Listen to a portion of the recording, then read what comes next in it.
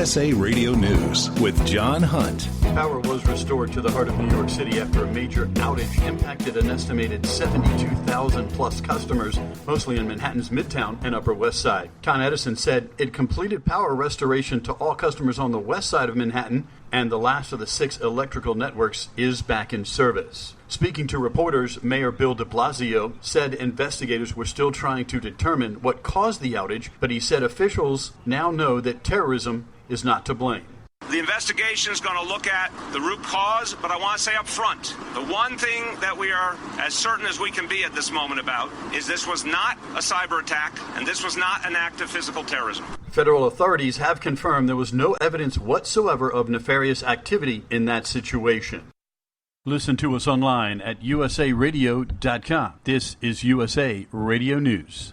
Police in Hong Kong fought with protesters as they broke up demonstrations by thousands of people demanding the resignation of the semi-autonomous Chinese territory's chief executive and an investigation into complaints of more police violence. The protest in the northern district of Sha Tin was peaceful for most of the day, but scuffles broke out when police started clearing streets after nightfall. Some protesters retreated into a shopping complex where they and police hit each other with clubs and umbrellas. Police appeared to arrest some people, but reporters could not see how many. The violence wound down toward midnight as the remaining protesters left the area. The demonstration added to an outpouring of grievances this year against the former British colony's leaders. Critics complain that they're eroding Hong Kong's freedoms and autonomy and are more responsive to the Beijing government than to the territory's people. Organizers said 110,000 plus protesters took part, while police say the number is more like 28,000. This is USA Radio News. Trump administration officials defended the need for planned immigration raids expected to take place in 10 cities across the country, even as they remain tight-lipped about the details of the widespread action. Ken Cuccinelli, the acting director of U.S. Customs and Immigration Services, said on CNN's State of the Union that he would not divulge any operational details of the immigration and customs enforcement raids. Cuccinelli emphasized that the agency is prioritizing violent criminals as opposed to the undocumented immigrant population